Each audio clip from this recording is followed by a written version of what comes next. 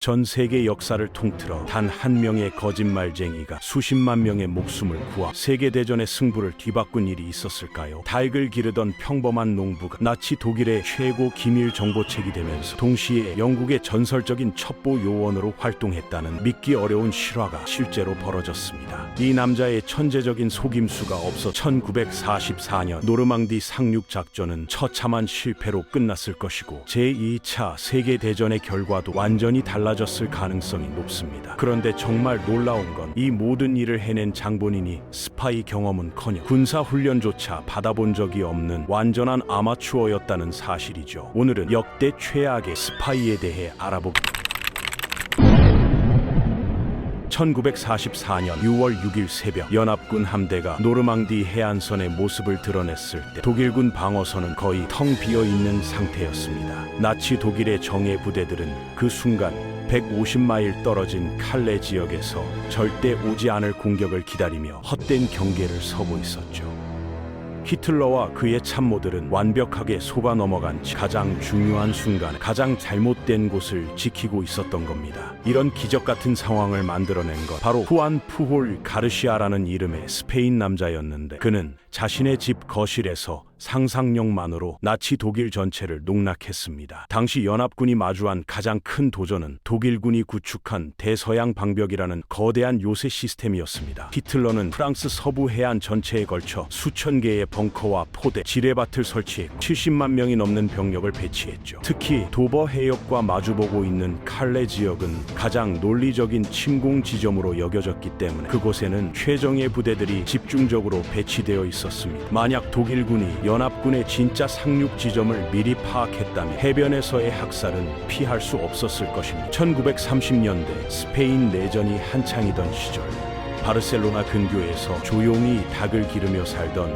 후안 푸홀 가르시아에게는 전쟁만큼 지긋지긋한 것이 없었습니다. 공화파와 국민파가 서로 죽고 죽이는 동안 그의 가족들은 뿔뿔이 흩어졌고 애써 일궈놓은 농장은 정부에 의해 강제로 몰수당했죠. 사랑하는 어머니와 누이 동생은 어디론가 끌려가 버렸고 푸홀은 하루아침에 모든 것을 잃은 채로 홀로 남겨졌습니다. 양쪽 극단주의자들의 광기 어린 행동들을 지켜보고 그는 전쟁이라는 것이 얼마나 무의미하고 잔혹한지 뼈저리게 깨달았습니다. 그래서 제2차 세계대전이라는 더 큰 재앙이 유럽 전체를 휩쓸기 시작했을 때 푸홀은 나치의 확산을 자신이 할 수 있는 일이라면 무엇이든 하기로 마음먹었습니다. 히틀러가 스페인을 점령하려 한다는 소문이 돌자 그의 결심은 더욱 굳어졌죠. 어린 시절부터 푸홀은 상상력이 풍부한 아이였습니다. 친구들과 함께 복잡한 역할놀이를 즐겨 마을 사람들을 상대로 온갖 장난을 치면서도 절대 들키지 않는 재주가 있었죠. 그는 사람들이 무엇을 믿고 싶어 하는지 어떤 이해 관심을 보이는 본능적인 능력, 이런 천부적인 재능이 있어 푸홀은 자신의 거짓말 실력을 활용해 나치와 마신했습니다. 하지만 처음에는 어디서부터 시작해야 할 막막. 그는 도서관의 소설들을 읽으며 아이들의 공방식 연구와 처음에 푸홀이 선한 방법은 매우 직접적이고 단순했습니다. 마드리드에 있는 영국 대사관을 직접 찾아가서 독일에 대한 첩보 활동에 자신을 써달라고 당당하게 제안했던 거죠. 그런데 영국 정보부 관계자들의 반응은 차가웠습니다. 정체불명의 스페인 농부가 갑자기 나타나서 스파이가 되겠다고 하니 당연히 의심스러울 수밖에 없었던 거예요. 아무런 경력도 없이 신원도 불분명한 중요한 임무를 맡을 수 있겠습니까? 더욱이 당시는 독일 첩보원들의 침투를 극도로 경계하던 시기였습니다. 결국 푸홀의 첫 번째 시도는 완전한 실패로 끝났지만 그는 포기하지 않았습니다. 오히려 이 거절을 더 교묘한 계획을 세울 수 있는 영감을 얻어 만약 영국이 자신을 받아주지 않는다면 독일을 먼저 속인 다음에 영국에 접근하면 어떨까 하는 영국 쪽에서 거부당한 푸홀은 정반대의 전략을 구상하기 시작했습니다. 이번에는 독일 대사관을 찾아가듯 자신이 열렬한 나치 지지자인 스페인 정부를 위해 일하는 충실한 파시스트라 거짓말을 했던 것. 당시 독일은 영국 본토에 제대로 된 정보망을 구축하지 못해서 심각한 어려움을 겪고 있었습니다. 배틀 오브 브리튼에서 승리하지 못한 독일군 영국 침공을 무기한 연기한 대신 영국의 군사 동향을 파악할 수 있는 정보원들이 절실히 필요한 상황이었죠. 푸홀의 연기는 완벽해 독일 정보부는 그를 즉시 채용했습니다. 그들은 푸홀에게 암호가 적힌 비밀 수첩과 투명 잉크 한 병 그리고 현재 가치로 환산하면 약 $8만 달러에 해당하는 3,000파운드의 활동 자금을 건네주며 런던으로 가서 영국군의 동향을 감시하라고 지시. 독일 정보부 요원은 푸홀에게 매우 구체적인 임무를 부여했습니다. 영국의 레이더 시설 위치, 공군 기지의 규모와 배치된 항공기 수량, 항구에 정박 중인 군함들의 종류와 숫자, 그리고 가능하다면 새로운 무기 개발에 관한 정보까지 모든 것을 보고하라는 것이었습니다. 또한 일주일에 한 번씩 정기적으로 연락을 취하되 긴급한 상황에서는 즉시 보고하라는 지시도 받았죠. 그런데 푸홀은 런던으로 가는 대신 포르투갈의 리스본으로 향했습니다. 그곳에서 작은 도서관을 찾아 영국 지도책과 관광 안내서들을 잔뜩 구입한 다음 마치 자신이 런던 한복판에서 활동하고 있는 것처럼 꾸며서 독일에 보고서를 보내기 시작했던 거예요. 윈더미어 호수 근처에서 목격한 군사훈련의 남서부 항구에서 출발하는 군함들의 숫자, 런던 시내 곳곳에서 포착한 군인들의 움직임까지 모든 것이 그의 상상력에서 나온 완전한 호구였습니다. 하지만 디테일만큼은 실제보다도 더 현실적이었죠. 그는 군사 정보 사이사이에 런던 중심가의 카페에서 마신 차 맛이나 감기에 걸려서 며칠 동안 고생했던 이야기 같은 일상적인 내용들을 자연스럽게 섞어 넣었습니다. 이런 사소한 디테일들이 오히려 보고서의 신뢰성을 크게 높여주는 역할을 했죠. 푸홀은 영국의 기후와 생활 문화에 대해서 철저히 연구했습니다. 런던의 안개가 얼마나 짙은지, 겨울철 석탄 냄새가 어떤지, 펍에서 사람들이 나누는 대화의 분위기는 어떤지까지 생생하게 묘사했습니다. 심지어 배급제로 인해 설탕을 구하기 어렵다는 불만이나 공습 경보가 울릴 때마다 지하철역으로 피난 가는 일상까지도 자연스럽게 언급했죠. 보고서의 신뢰성을 더욱 높이기 위해 푸홀은 영국 전역에 흩어져 있는 것으로 가정되는 하부 정보원 네트워크를 만들어내기 시작했습니다. 리버풀에 거주하는 스위스계 독일인 사업가, 글래스고 대학에 다니는 베네수엘라 출신 학생, 웨일즈 시골에서 조용히 살고 있는 가린 인생, 그리고 런던과 각 지역을 오가며 편지를 전달해주는 조종사까지 총 27명의 가상인물들이 만들어졌습니다. 각각의 정보원들은 세밀한 개인사와 가족관계, 심지어 성격적 특징까지 갖추고 있었고, 푸홀은 그들 각자의 입장에서 서로 다른 문체와 어조로 보고서를 작성했습니다. 리버풀의 사업가는 다소 딱딱하고 공식적인 문체로 항구의 상황을 보고했고, 글래스고의 학생은 젊은이다운 열정적이 때로는 성급한 어조로 대학가의 분위기를 전달했죠. 웨일즈의 포르투갈인은 조심스럽고 신중한 성격으로 설정되어 있어서 항상 확실하지 않은 정보에 대해서는 의구심을 표현했습니다. 심지어 푸홀은 몇몇 정보원들 사이에 개인적인 갈등이나 로맨스엔 어떤 요원은 다른 요원의 여자친구를 좋아해서 질투심을 느끼고 있고, 또 다른 요원은 도박빚 때문에 돈이 필요하다는 식으로 각자의 동기와 약점까지 만들어낸 거예요. 물론 이 사람들 중 실제로 존재하는 인물은 단 한 명도 없었지만 말이죠. 독일 정보부는 푸홀의 상세하고 생생한 보고서들에 완전히 매료되었습니다. 내용이 너무나 구체적이고 일관성이 의심할 여지가 없어 보였거든요. 그들은 푸홀의 정보원 네트워크 운영비 명목으로 매달 $500씩 송금하기 시작했는데, 이는 오늘날 돈으로 환산하면 월 진 $2,000 정도였습니다. 하지만 이것은 단지 시작에 불과했습니다. 독일군이 푸홀의 능력에 점점 더 감탄하게 되면서 그들은 훨씬 더 구체적이고 즉각적인 정보를 요구하기 시작했거든. 특정 군부대의 이동 경로, 새로운 무기의 실험 현황, 심지어 처칠 총리의 일정에 대한 정보까지 원했습니다. 푸홀은 이런 요구들을 모두 만족시키기 더욱 정교한 거짓말들을 만들어냈습니다. 그는 영국 신문들을 꼼꼼히 실제 일어나고 있는 사건들을 자신의 허구적 이야 절묘하게 조합했죠. 때로는 신문에 보도되기 며칠 전에 그 내용을 미리 독일에 전달하기도 했는데, 이는 자신의 정보원들이 매우 우수하다는 인상을 심어주는 효과가 있었습니다. 진짜 흥미로운 상황은 푸홀이 세 번째 보고서에서 완전히 지어낸 정보를 독일에 전송하면서부터 시작되었습니다. 그는 18척의 함선으로 구성된 대규모 수송선단이 3월 28일 리버풀 항구를 출발해 몰타 섬을 향해 항해 중이라고 보고했습니다.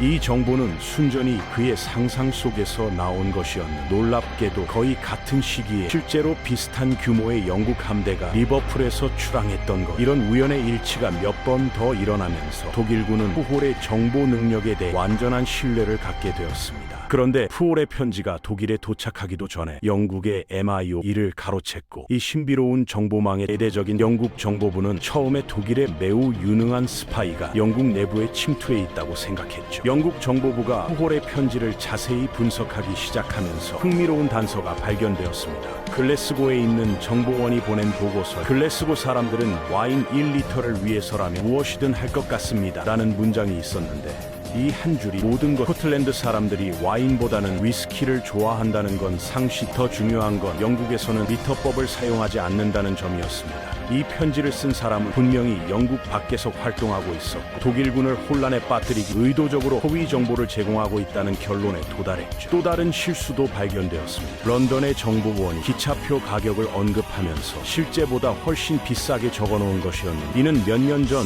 요금을 기준으로 한 것처럼 보였습니다. 게다가 영국 군인들이 받는 급여에 대한 정보도 부정확했죠. 이런 작은 실수들이 쌓이면서 MIO 확신을 갖게 되었습니다. 에마 페리브는 푸올의 정체를 파악하고 그를 영국의 정식 첩보 요원으로 영입하기로 결정했습니다. 1942년 4월, 푸올은 드디어 런던으로 본거지를 옮기 가르보라는 암호명을 부여받았습니다. 이제 진짜 군사 정보에 접근할 수 있게 된 그는 자신의 속임수 게임을 한 차원 높은 수준으로 끌어올릴 준비가 완료되었죠. 가르보는 처음으로 자신 상상으로만 묘사해왔던 도시의 모습을 보게 되었습니다.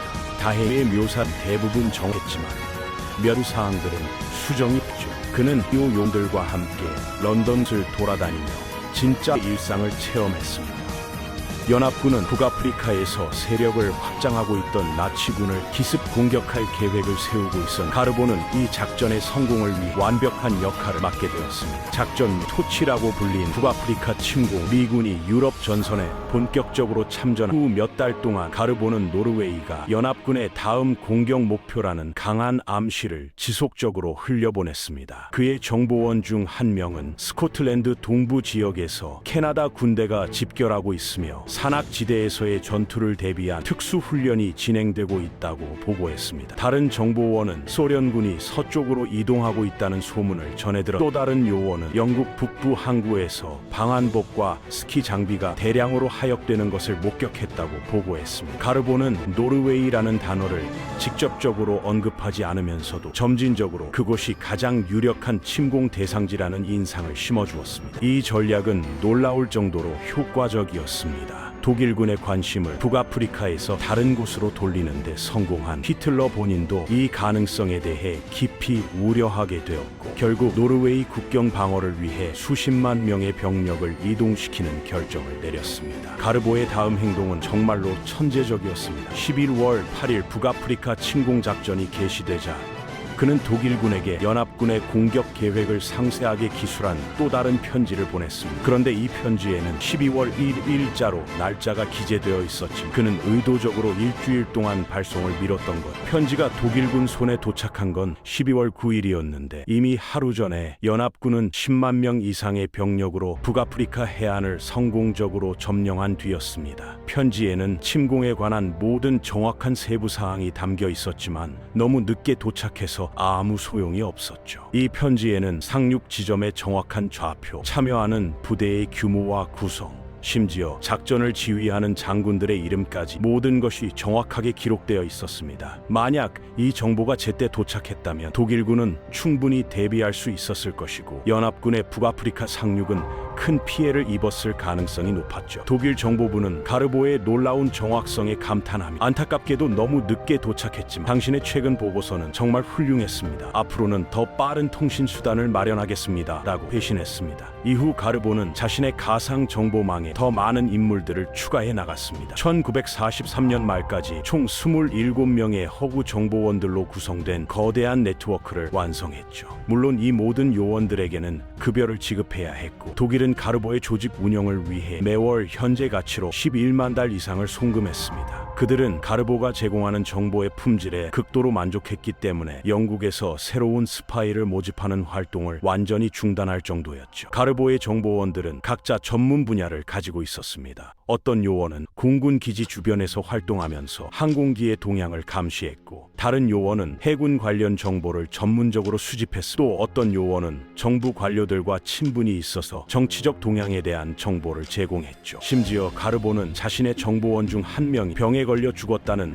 허위 부고까지 만들어냈습니다. 그리고 그 요원의 과부가 남편의 뜻을 이어받아 새로운 정보원으로 활동하기 시작했다는 스토리도 덧붙였죠. 독일 정보부는 이 소식을 듣고 진심으로 애도를 표했고 과부에게 위로금까지 송금했습니다. 이제 네트워크가 완벽하게 구축되면서 바르보의 최고 걸작품인 노르망디 상륙작전 지원이 막을 올릴 때가 되었습니다. 노르망디 상륙작전은 해상에서 실행된 인류 역사상 가장 대규모의 침공 작전으로 12개 이상의 국가에서 온 200만 명 이상의 군인들과 10만 대 이상의 각종 차량들이 동원되는 엄청난 규모였습니다. 이 모든 것을 독일군이 전혀 눈치채지 못하게 하는 것은 거의 불가능해 보이는 도전이었지만 영국에는 그 일을 해낸 최적의 인물이 있었던 거죠. 가르보는 이제 자신의 모든 경험과 능력을 총동원해서 역사상 가장 중요한 기만 작전을 수행해야 했습니다. 이전처럼 정보가 늦게 도착하는 실수를 피하기 위해 독일군은 가르보에게 편지 대신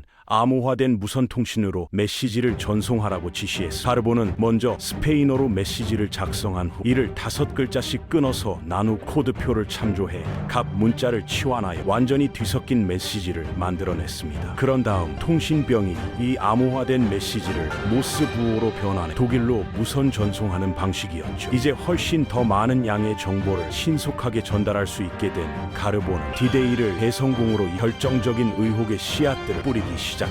런던 지하철 공사에서 일한다고 설정된 가르보의 정보원 중 한 명 터널이 남동쪽 방향으로 확장 공사를 진행하고 있습니다. 대량의 탄약과 보급품이 이 터널을 통해 운송되고 있다고 보고했습니다. 또 다른 요원은 도버 항구에 상륙용 바지선들이 집결하고 사우샘프턴에는 캐나다 군대의 수송선단이 연이어 도착 전했죠. 가르보는 직접 미군으로 구성된 가상의 부대를 창설하기도 했는데 이들 대부분이 영국 남동부 지역에 집중 배치되어 있다고 보고했습니다. 이 모든 활동들은 영국에서 가장 가까운 프랑스 해안인 칼레 지역에 대한 대규모 침공을 예고하고 있는 것처럼 보였죠. 특히 가르보가 만들어낸 퍼스트 유나이티드 스테이츠 아미 그룹인 조지 장군이 지휘한다고 설정되었습니다. 패트는 실제로 독일군이 가장 두려워하는 연합군 장군 중 한 명이었기 때문에 그의 존재만으로 독일군에게는 엄청난 위협으로 느껴졌죠. 가르보의 거짓말들을 뒷받침하기 위해 영국군 남동부 전역에 실제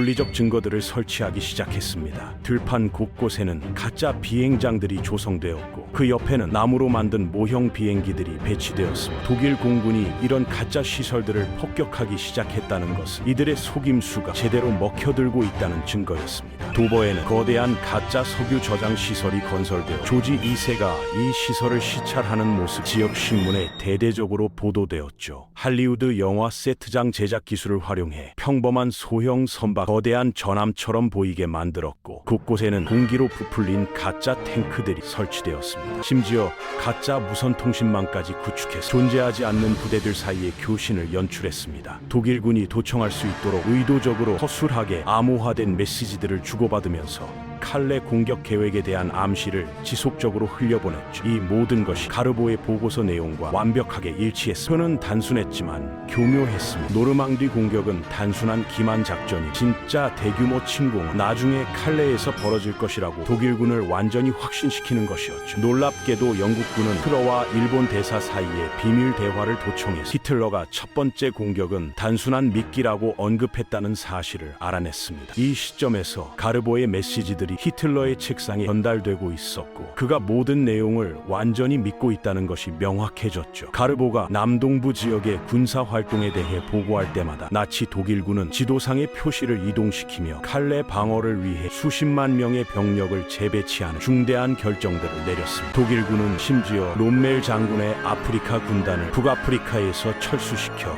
칼레 방어에 투입하기 있습니다. 이는 가르보의 정보를 얼마나 신뢰하고 있었는지를 보여주는 결정적인 증거여 연합군에게는 꿈같은 상황이 전개되고 있었습니다. 6월 5일 디데이 하루 전날 독일군 무선 통신병들은 평상시처럼 오전 11시 30분에 통신을 종료하려고 했습니다. 그런데 가르보가 오늘 밤 새벽 3시에 있을 중요한 메시지를 반드시 들어야 한다고 강력 핵심 정보원 중 한 명으로부터 매우 긴급한 소식이 전해질 예정이라는 것이었습니다.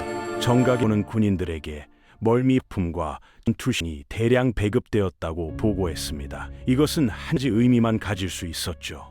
대규모 작전이 임박했 뜻이었습니다. 그런데 몇 시간이나도 독일군으로는 아무런 응답이 없었습니다. 그들은 모두 잠들어 있었던 거예요. 연합군은 오전 6시 30분에 완전한 기습으로 노르망디 해안에 상륙했고 독일군보다 3대1 이상의 압도적인 수적 우위를 확보했습니다. 처절한 하루였지만 연합군은 프랑스 본토로의 교두보를 성공적으로 확보했고 그 이후 6주 동안 노르망디 해변을 통해 지속적으로 병력과 장비, 보급품을 공급할 수 있었습니다. 더욱 놀라운 것은 나치 독일군이 노르망디로 추가 병력을 이동시키는 것을 거부했다는 점입니다. 오히려 그들은 칼레 방어를 위해 더 많은 부대를 파견했죠. 절대 오지 않을 두 번째 공격을 계속 기다리면서 말입니다. 가르보는 디데이 이후에도 계속해서 칼레 공격이 준비되고 있다는 보고서를 보내고 독일군은 끝까지 속아 넘어갔습니다. 심지어 가르보는 노르망디 상륙 이후에 독일군의 이번 공격은 예상했던 대로 단순한 기만 작전이었습니다. 진짜 주력 부대는 여전히 칼레 공격을 준비하고 있으니 방심해서는 안 됩니다라는 메시지를 보냈습니다. 이 말을 들은 히틀러는 노르망디에 있던 예비 부대까지 칼레로 이동시켰죠. 모든 편지, 모든 세부 사항,